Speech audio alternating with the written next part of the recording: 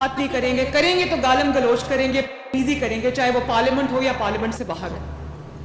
اور آج ان لوگوں کو یہ کورٹس بیلز دے رہی ہیں جن کو، اور ان کو معصوم بنا کے پیش کیا جا رہا ہے، بے گناہ بنا کے پیش کیا جا رہا ہے۔ میں بھی خاتون ہوں، اگر کوئی خاتون بے گناہ جیل میں جاتی ہے تو مجھے بھی تکلیف ہوتی ہے، کیونکہ میں بے گناہ جیل بھگت کے آئی ہوں۔